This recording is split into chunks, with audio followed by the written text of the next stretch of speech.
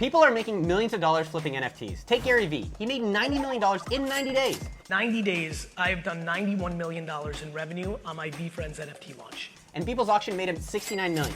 However, these guys are talented entrepreneurs and artists with a gigantic social media following. But what if I told you people like you and me can do the same? In this video, I have flown down my NFT expert JPEG Lord. Yo. And he's gonna show his step-by-step process for regular people to 10x their money and maybe even help you make $1 million with NFTs in 2022 and beyond. First of all, why should people listen to you? First of all, people shouldn't listen to me because I'm not a financial advisor and I don't give financial advice, but I've been in crypto and NFTs for a while. I was buying Bitcoin when it was $1,000. I was buying ETH when it was $80. And also I spend pretty much every single day researching, reading, and writing about NFTs. And I put all my research on Twitter for free. So if people are thinking, hey, I wanna be a part of it, what's step one? So the first step is to find promising NFT projects before they open up to the public. And I think of all the 5 steps, this and step 2 are probably the most important ones, so the first 2.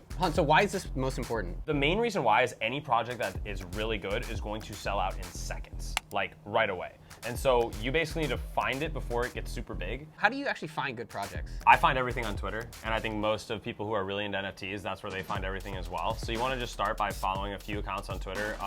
You can follow myself at the JPEG Lord. Also, Solana Legend's a good follow. Soul Big Brain. If you're looking for some more people to follow, I would honestly start by just following some people that I have mentioned, or you can find some on your own as well. And then look at who they're interacting with. Look who they're liking, look who they're retweeting, and start kind of building your portfolio of people that you follow on Twitter that way. Next, and I actually think this is the most important thing, like by far, you need to make a group of friends on Twitter or via Discords, however it is, and these are what we call alpha groups. Now, alpha in Twitter just basically means a group of people who are discussing what things are gonna do well and what things are gonna do poor. Alpha just means good information.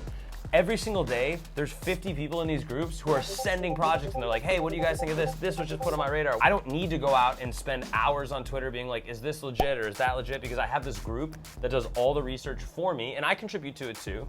And we're all sharing ideas. So if you're completely new to this space, I honestly think the most important thing you can do is make friends because you're basically duplicating your research efforts.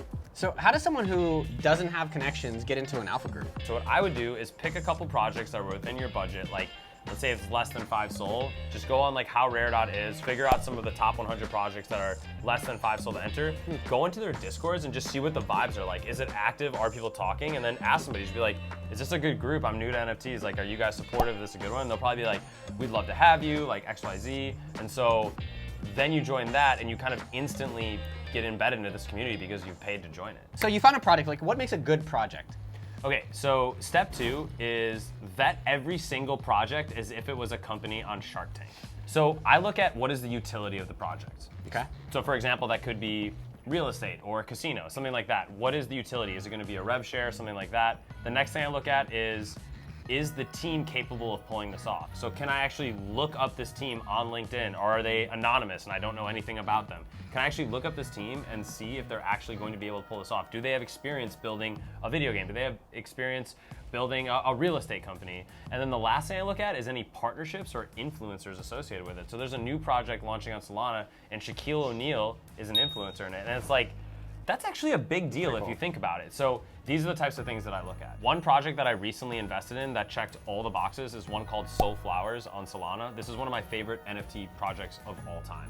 So they really have everything that you want. I can find their profiles, find the real people. They have an amazing award-winning artist. So the artist Build Destroy, which you guys can find on Twitter. They have a token called Flower, which actually has real utility. It's not just a useless token you get. You can use the flower to basically buy things within the flower shop, which just opened, and also upgrade your 3D flowers into exotics and uniques. Great sponsorships too, and influencers like Steve Aoki, Joel Madden, Dylan Francis. Yeah, so it's like they really check all the boxes, and I minted Soul Flowers for 0.7 SOL, and today the floor I think is 85 SOL, so it's like 120x from when I bought it. So one thing I want to call out is like when you mint this, which we're going to talk about in just a little bit, like you get it at an early price, but that doesn't guarantee you're going to get rich. Like what's a recent example of that? Yeah, for sure. I mean, you and I both minted Dronies, and we thought Dronies, they checked all the boxes. They had a fully doxed team you could find on LinkedIn. They were partnered with Solana Labs, and you know, the co-founder of Solana had a Droney as his profile picture on Twitter. I mean, they really checked all of the boxes, and it minted for 3 Sol, and today the floor price is 3 Sol. So we didn't lose any money, but you know, it's not one that did a 10x, 100x, even though it checked all the boxes. So the point here is this stuff is hard. So you found a good project and you vetted it, and now you want to get in early. What do you do next? Yeah, so step 3 is to get on the whitelist. So getting on the whitelist just basically means you get access to a pre-sale on it. So before the public is able to mint it and get their hands on it, you get a private 1 hour for you to just get a pre-sale for just you. Any really good project is going to sell out in seconds when it hits public. And so in order for you to actually get your hands on these highly desirable NFTs, you need to try and get on the whitelist. All right, so how do we do it? How do we get in the VIP? Well, it really varies by the project. So every single project will tell you how to get on the whitelist. If you go and sign up for their Discord or their Twitter, they usually have steps, but I'll give you guys an example of a time that I had to get on a whitelist. There was a project called Chill Chat on Solana, which was super hype, really wanted to get on it. It did a 20x since mint day. And in order to get on the whitelist, you needed to invite 20 people to the Discord.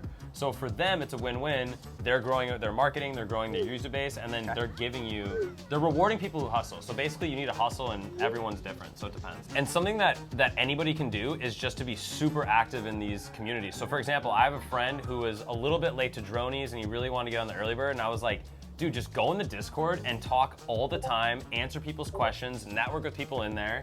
And eventually this guy got a whitelist spot on Dronies because he was just super active. And he ended up messaging the founder of the project, and the founder recognized him because the guy is always answering questions. He's taking work off people's plates. So sometimes you just have to roll up your sleeve and just be a hustler, and you'll get rewarded with a whitelist. So one thing I'm curious though, you're talking about minting and when it's early. What about like a project that's already been out for like a year? Like, can I get rich off Bored Ape Yacht Club, or why do you not focus on that?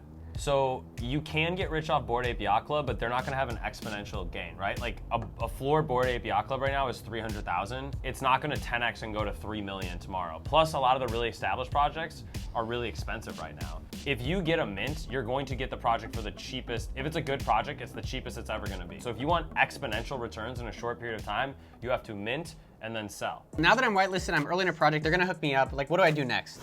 Yeah, so step 4 is actually minting the NFT. So if you found your dream project, you got on the whitelist, next you need to mint the NFT. So mint just means buy. You're buying the NFT. But mint is the first time that you can actually buy the NFT. All right, so now that we've actually gotten it, do I sell it right away? Do I hold it forever? How do you think about that? Okay, so this leads to step 5, which is to sell within 24 to 48 hours. And the truth of the matter is you get the exponential returns within the first, 24 to 48 hours of something minting. So for example, I minted a project called Sol Sweets, and this project went from 2 Sol to 20 Sol within like 5 hours of it. So this doesn't work 100% of the time. I've actually lost tons of money minting projects and stuff like that. I'll give you guys a couple examples of some ones that I've actually lost a lot in. So one would be Solarians. I spent about $50,000 minting Solarians, yeah. And you can't even sell them really right now. So I can maybe get $1,000 out of them. So that was probably a 49,000 loss. Another one I minted was called Mutant Monkey Business. I think I lost about $3,000 minting Mutant Monkey Business. You can't even find the creators anymore. They deleted the Twitter page, they deleted the Discord. It was a complete and total scam. Another one is Sol Me's, which are basically a MeBits ripoff. I should have known this. They're just ripping off the IP. But I probably lost about $1,000 minting these Sol Me's. So a lot of times I've gotten scammed wrong, and I've lost a lot of money doing it. If you like this video and you want to hear more about how NFT millionaires would invest their first $1,000, make sure you check out this video right up there. Good luck on your NFT search. I hope I see you out there, and make sure you subscribe to the channel. Uncle Noah loves you. Pew, pew.